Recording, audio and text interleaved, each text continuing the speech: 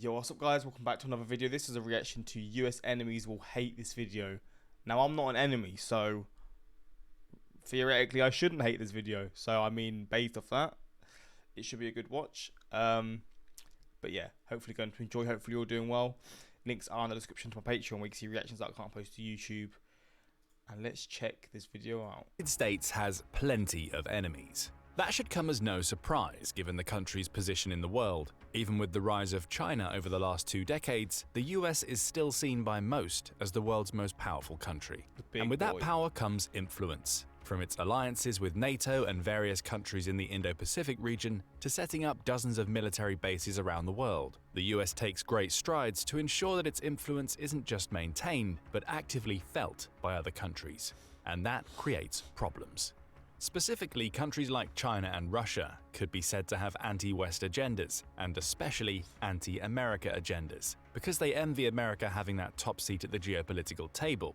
That's an opinion shared by many in the US, at least according to a Gallup poll conducted in 2016, which asked Americans to name who they believed were their country's top enemies. North Korea topped the list 8 years ago with 16% of the vote, though Russia was a close second with 15%.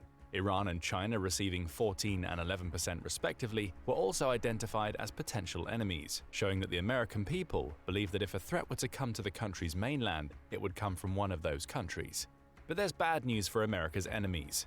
No matter how much they hate the United States and would want to see it lose its influence over the rest of the world, the fact is that it's practically impossible for them to do anything about it. A military invasion would be incredibly difficult for many reasons, all of which we're going to cover in this video. So why will America's enemies hate this video? We'll start with the one thing that makes the world go round: money. The United States has a lot of it, and it spends more of its money on its military than any other nation in the world. In 2024, the United States approved a budget of $883.7 billion for national defense spending. Jeez. The majority of this spending goes directly to the military, with $841. Well, that's more than some well-off nations have as a GDP. $0.4 billion going to the Department of A lot of nations, not just some to be honest. Defense. A further $32.4 billion is dedicated to the Department of Energy, which will use the money to fund national security programs designed to protect America's energy initiatives. As for the rest, it goes toward general defense-related activities, both inside and outside of the National Defense Authorization Act's jurisdiction. That's a lot of money. However, the sheer scale of America's military spending is best viewed through the lens of the countries that might consider starting a war with the US. In 2023, the Peter G. Peterson Foundation examined America's defense spending in the context of the top 10 military spenders on the planet. Not only did it find that the US topped the list at the time of the investigation, spending almost 3 times more than the second biggest spender in China, but it also found that the US spends more than the next 9 highest spenders combined. China, Russia, India, Saudi Arabia, the UK, Germany, France, Japan, South Korea, and Ukraine combined spend $849 billion at the time of the Foundation's report. By contrast, the US spent $877 billion. That is mad. That is absolutely insane. $28 billion more on its own. Fucking hell. That massive spending manifests in... And I guess some of those are allies, right? You got, I think Saudi Arabia and the US are pretty good allies. He said India are allies, but I swear India are just okay with Russia and the US. They're just sort of in the middle. So I guess I'll say they're allies, but I don't know. Saudi, obviously the UK, or Great Britain, Germany, France, Japan, South Korea, Ukraine, they're all allies. It's only really China and Russia that are like ones that they should really worry about. But even when you put into all the allies and so on, like the spending, it's crazy. The world's strongest military. That's according to Global Firepower, which ranks the US first in its 2024 rankings of over 140 military nations. Using its Power Index metric, which considers a score of 0.0000 to denote a perfect military, Global Firepower determined that the US has a score of 0.0699. Financially, it has the highest budget, as already mentioned, and the second highest purchasing power parity.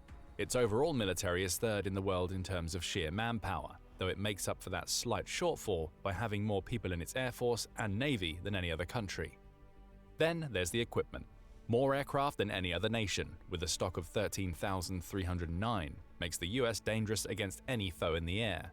And though its navy is only the 4th largest in the world in terms of sheer numbers of boats, it makes its spending count in terms of water displacement and investment into the powerful vessels that win naval wars in the modern age. America has 11 aircraft carriers, 9 helicopter carriers, 75 destroyers, making it the world leader in those 3 categories.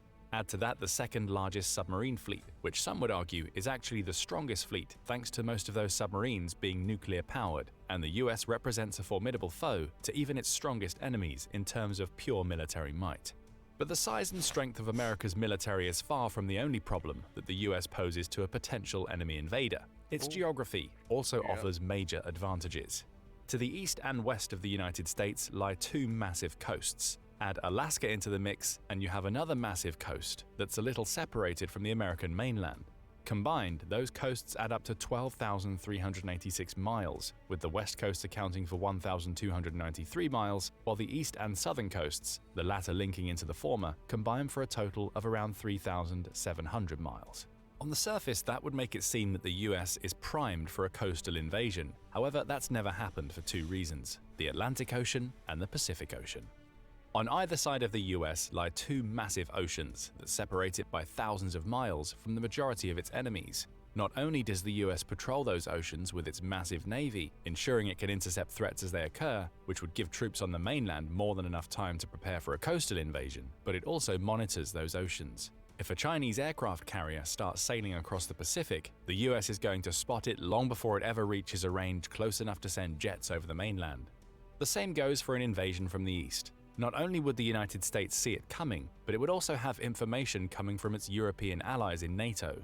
The thing is, right, like, the United Kingdom invasions, like even World War II, was never invaded, and it's just purely for the fact that there's a little bit of ocean between here, and then you've got France, Belgium, the Netherlands, right? So when you think of this being like making a difference just in terms of being invaded, obviously current day, say there was an invasion trying to happen in the UK, China was trying to do it, probably be a lot easier than it was back then in terms of like getting over the sort of the sea, like, because I mean back then, I guess it was just much more of an issue and much more of a difficult thing to do. But then you see the US and the actual body of water, like, it's a whole different level, man. Like, I've gone from Dover to Calais. It takes like 40 minutes on the boat, and that's like a big sort of like boat that's just carrying all these cars and people. So yeah, this area is actually huge. Like, even to this day, like, I don't think there's ever going to be a time where this won't be just a huge benefit, because it's just such a massive body of water. Or on them later, to help it get ahead of any attack from the Atlantic. All of this adds up to the US being practically impossible to invade via an amphibious assault. There's just too much distance involved. America would see it all coming long before it was under threat, thanks to the sheer power of its navy, would counterattack with devastating force to prevent an enemy like China or Russia from establishing any entry point via the coast.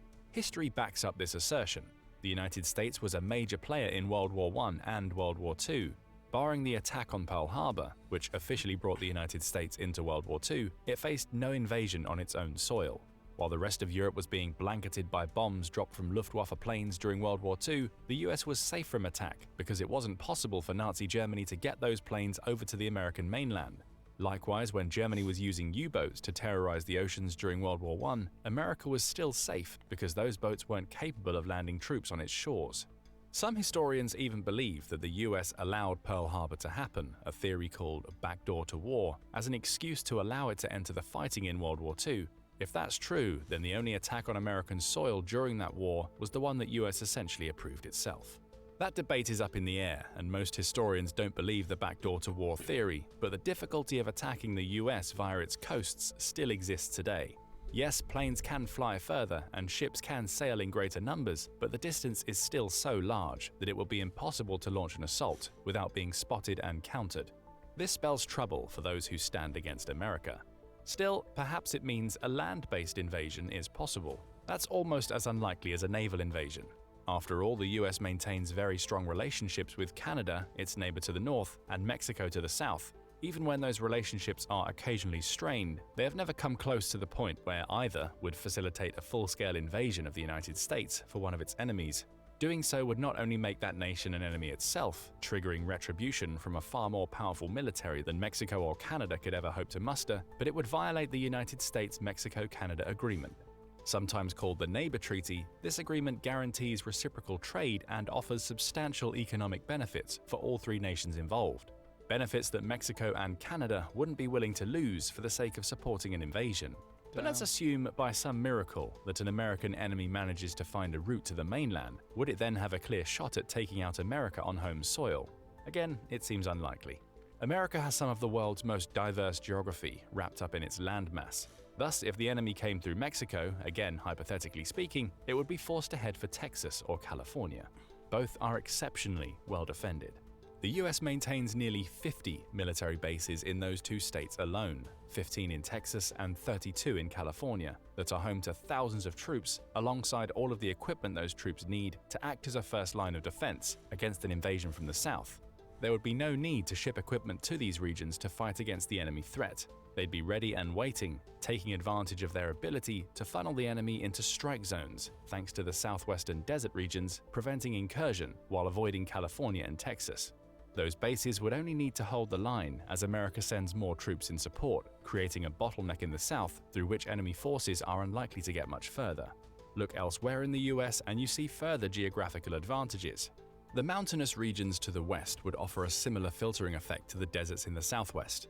The Pacific mountain system stretches some 4,500 miles, running from Canada to Mexico, which causes severe problems for troops landing via the Pacific.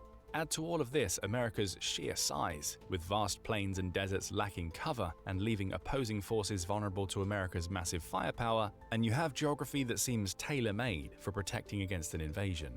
Okay, you might think, maybe the enemy won't try to invade directly. Instead, what if it manages to cut off the resources flowing into the United States, essentially starving its people out and ruining its war machine to the point of submission? That isn't likely to happen either. Let's look at food first. The United States is already very close to being 100% self-sufficient when it comes to food. Flipping out. Only 15%. Being nearly 100% self-sufficient on food is genuinely insane. Like, how ridiculous is that? You've got all of this, and then you can just rely on your own people, and to make your own food and to grow crops and all this stuff. Fair enough, man. Of its supplies come from overseas. Sufficient when it comes to food. Only 15% of its supplies come from overseas. The Food and Drug Administration, or FDA, also points out that about a third of the country's fresh vegetables, along with 55% of its fruit and 94% of its seafood, come from overseas. But it's that 15% figure that's the headline, because it means the US already produces 85% of its own food. Now combine that with the fact that the US exports around $170 billion of food annually. Jeez. Should an enemy nation somehow create a blockade that prevents food from getting in or out, the US is already most of the way to being self-sufficient. If the US got a blockade of food, like in terms of nations just not selling food to the US, that would maybe, I'm not saying this would genuinely benefit the US, but in terms of like the farmers and self-sufficiency and stuff, that could benefit the US in like many ways. That, I mean, obviously it will benefit them because the money's going to stay within them. They're going to be able to produce stuff themselves, but they could benefit a lot of people. You know, I'm not saying it should happen, and hopefully it doesn't happen, because obviously issues will come from that. But it's a pretty good position to be in. The fact that you can have a way of surviving and prospering from that. And would actually have more food due to its exports no longer shipping out. Furthermore, focusing on fixing the issue of land abandonment could be a massive boon for the United States. According to Yale University, the US lost 98,000 square miles of farmland to abandonment between 1997 and 2018. Reactivating just a small portion of that land would lead to even more food being produced, an action that would certainly be possible were the US forced to direct resources toward more food production. And this is all just to sustain levels and varieties of food that the US has right now. If push came to shove, America could focus on the basics alone, producing food in such high volumes that it would be impossible to literally starve its citizens out. What about military equipment? America is a long... Sorry for the sniffling, by the way. My hay fever's just gone up, so I sneezed just before this video, so I apologise. Way ahead of the game there too. Though the United States military doesn't make its own equipment, it relies on scores of privately owned companies to build that equipment for it. Most of those companies are in the United States itself, meaning the US never finds itself in a position where it has to import vast quantities of equipment to keep its military running. Why would it? The country's private manufacturers already make the best equipment in the world, or close to, in the few cases where China or Russia might be superior, and this is evidenced by military equipment import figures. Trading Economics says that the US spent $214.36 million on military equipment imports in January 2024. Multiply that number by 12 to get an annual expenditure and you land on $2.572 billion, approximately 0.25% of the country's defense budget. That tiny expenditure tells you all you need to know about how reliant the United States is on other countries for its military technology. Simply put, it isn't. The American war machine can keep churning out equipment in-house via private contractors, with an enemy being unable to stop it via invasion for all the reasons we've already mentioned. So cutting the US off from its weapons isn't an option, but what about energy? Therein lies some potential for America's enemies. According to the US Energy Information Administration, or EIA... Are we seeing a little bit of a weakness? Is that what they're saying here? Let's see. The US imports 8.51 million barrels of petroleum per day from other countries. It used about 20.01 million barrels per day back in 2022, which means we can estimate that it's importing around 40% of the petroleum it uses. But it doesn't need to. According to the EIA, the US actually exports more petroleum daily than it imports, at a rate of 10.15 million. So I feel like I've done a reaction to this, but wasn't it like different, not types of oil, because it's petroleum, but different like consistencies where it's maybe harder to extract or something to do with that? Or maybe it is, if it's exactly the same, like completely the same, then that doesn't even make sense. Why would they be selling it? I don't actually understand that. In barrels. If an enemy tried to cut off America from its oil, it could simply stop exporting to amass the reserves it needs to keep its war machine churning. We see a similar situation with natural gas. During the first half of 2023, America's natural gas exports averaged 20.4 billion cubic feet per day. By contrast, 2022 saw it import 3.02 trillion cubic feet of gas. Divided by 365 to give us a daily figure, that amounts to about 8.27 billion cubic feet of gas bought from other countries. In that same year, the US consumed 32.21 trillion cubic feet of gas, meaning its imports account for less than a tenth of its total gas usage. The rest is sourced in the country itself, with the option of halting exports to make up a shortfall being available if its imported gas was cut off. It also has reserves. It had 625.4 trillion cubic feet of gas reserves by the end of 2021, with 44.4 billion barrels of oil during the same period.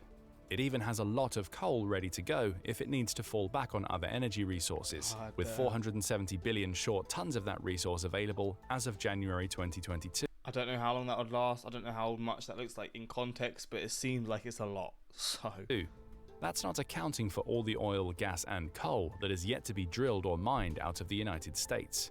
Energy simply isn't going to be a problem because the US can be as self-sustaining as it is with food and military equipment. And with that, you have the three main... Flipping out, it's just everything. It's just everything. Again, I'm not an enemy, so I'm all good. I'm watching this and I'm chill. But at the same time, I'm not part of the US, so maybe it'll come to bite us in the future. Resources needed to drive a war effort, none of which America's enemies can touch without invading the mainland, a feat that's already practically impossible. Add to all of this the fact that America has a strikingly small population compared to its sheer size. Its population is around 341 million people, spread across around 3.8 million square miles, whereas China, one of its potential enemies, has a population of 1.42 billion spread across 3.7 million square miles. If one of those countries is going to run out of resources, it's a safe bet that it'll be China long before the United States. So the US is more than capable of supplying itself in a time of war, with no reliance on outside countries. But what about getting those supplies to its military and people? It's at the top of the game in that area too. For instance, America's entire interstate system was designed on the back of a military operation. In 1919, Lieutenant Colonel Dwight D. Eisenhower was assigned to serve as an observer for the first transcontinental motor convoy. This convoy was essentially a road test for the military vehicles of the era, with the journey including 79 vehicles and stretching 3,200 miles between Washington, D.C. and San Francisco. Through these observations, Eisenhower, who later became America's president, saw that the US needed an interconnected network of roads and bridges large enough to accommodate such vehicle processions. The unpaved roads, narrow passages, and rickety bridges of the era wouldn't do the job. His key observation was that higher-grade roads led to more success for the convoy. Around 35 years later, Eisenhower created the National Highway Program, assigning $50 billion to the program over 10 years. He aimed to build a vast network of interconnected highways. Now it would be a misnomer. He's the one to thank for all that. I didn't know that. To claim that America's highways were built solely for military purposes. Eisenhower himself highlighted the 36,000 traffic fatalities, with those deaths having a massive effect on America's economy, as his chief reason for building the highways when passing the program through Congress. Still, the result was beneficial to America's military. It now had a massive network of large roads connecting every state in the Union. Those roads are invaluable for transporting goods, cargo, and military equipment. And it's not just roads that the US military can use to move equipment and troops around the country. The country's freight rail network spans 140,000 miles, connecting the states in much the same way as the highway system. If by some miracle an invading country manages to destroy a highway, this assumes the enemy even gets into the United States at all, the freight rail network offers a powerful alternative, as well as complementing the highway system. The US also has large rivers, which have historically proven important for transporting equipment during times of war.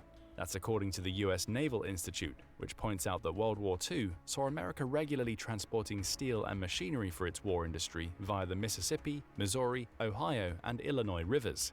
Those rivers also proved invaluable when building naval vessels during the war. 3,943 ships were built inland using the river's waters between January 1942 and September 1945, with those ships then using America's river networks to make their way to sea. So again, an enemy would have to get far enough inland to attack and take these rivers, or else it would leave the United States free to use them to strengthen its navy. This trio of options the US has for transporting equipment and troops across state lines would also prove vital when any war on American soil inevitably ends up in an urban warfare situation. The US has no reason to engage its enemies in battles on wide-open plains. It can simply pepper them with aerial assaults, whittling down numbers and forcing the enemy to engage within built-up cities. Each of those cities could easily be fortified, with America's logistical network being used to transport tanks, artillery, and troops to force an invader to lose even more of its resources by getting bogged down in city-based battles. We've seen Ukraine use this tactic to great effect against Russia, with the latter having lost 442,880 of its troops because it has to constantly bombard fortified positions. And it's a tactic that would serve the US even better thanks to its logistical network and the sheer volume of military equipment it has. Then there are America's alliances. If we consider the United States as the closest thing the world has to an empire in the 21st century, we can consider how its approach to building that empire has been far different from the approaches seen in the past. Every empire of old built itself up in the same way, conquering territory to expand its influence. The United States has taken a different approach, instead building alliances with dozens of other countries while still positioning itself as the world's dominant military force.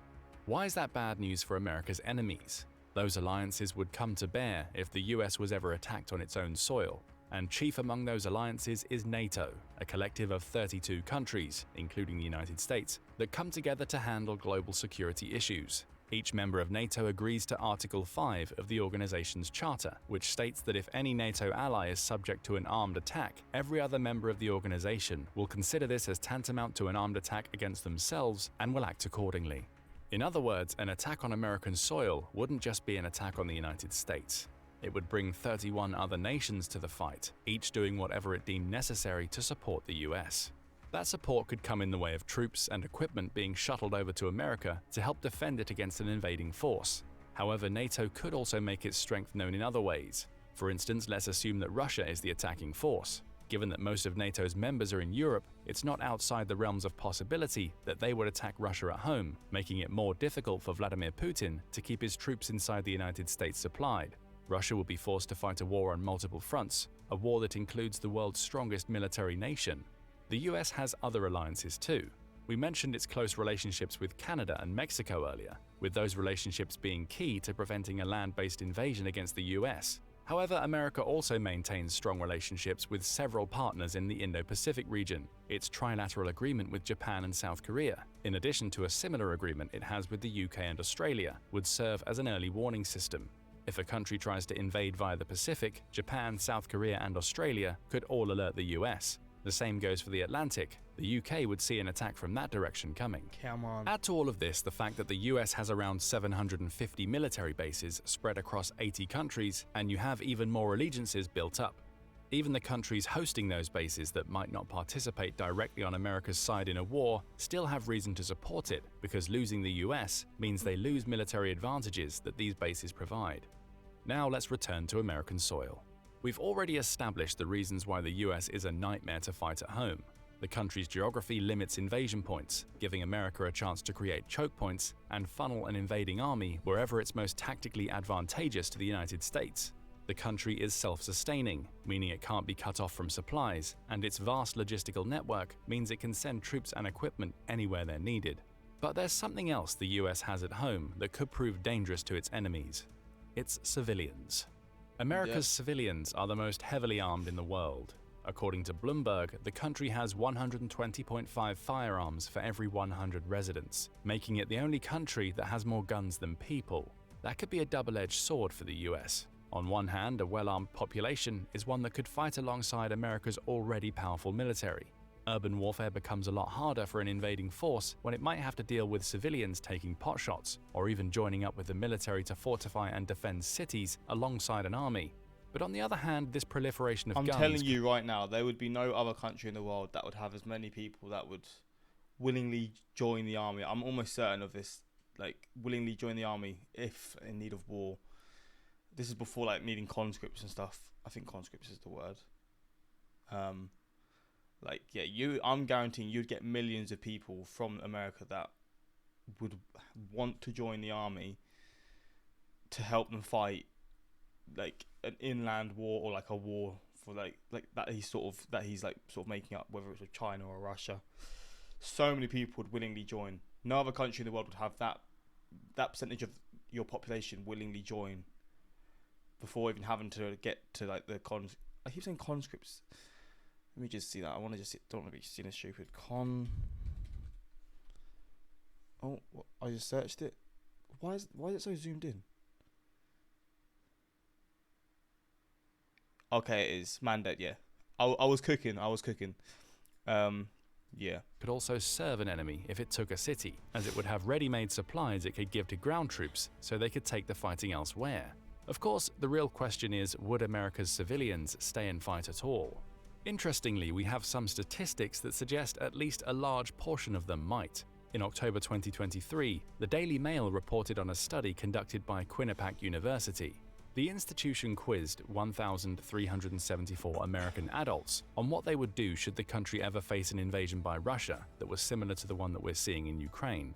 Around 55% of the respondents said they would stay and fight to defend their country, while 38% said they would flee.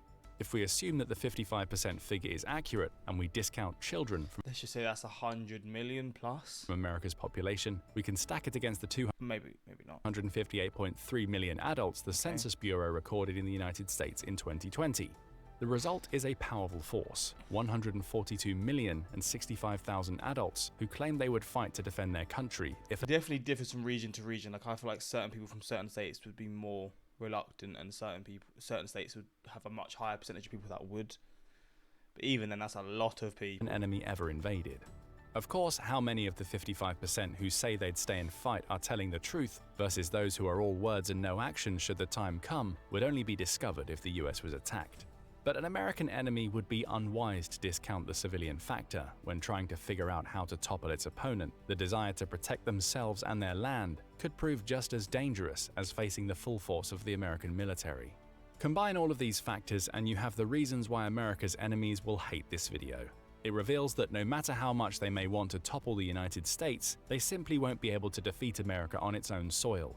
But perhaps they won't have to, sowing seeds of discontent within the country, as Russia is believed to have done with the repeated interference via hacking and the dissemination of fake news during the 2016 election, may prove a far more powerful tool than attacking the US directly. Oh, yeah. Their solution may not be war. It may be to create such powerful divides within the US that the country ends up taking itself down. But what do you think? Do you see any weak point in the American? Well, there we go. Based on this video, man, I don't know. They seem to have it all, which I already knew, but with the amount of hate, discontent, and firearms with which we kill ourselves, I feel sorry for any invading force that suddenly gave us something to focus our fire on. As a Canadian, I really appreciate having the USA as a friendly neighbour. Pro tip for any enemies of the US: don't fuck with our boats. Ask anyone in the history of our country. Bro, the comments are like gearing up for this, man. It's so funny. This is like sort of, this video is like sort of material for people that watch this to like get amped up and be like, yeah, man. It's so funny. US spends more than 1.5 trillion, which isn't disclosed publicly. Wait, so more. Not critical unless you are addicted to coffee. California has a budding coffee industry. Eh? What was he talking about? Coffee. The cuts both ways. That cuts both ways. Many who said they would flee will fight. But there we go. Hopefully you enjoyed this reaction. Let me know your thoughts, and until next time, like, subscribe, and peace.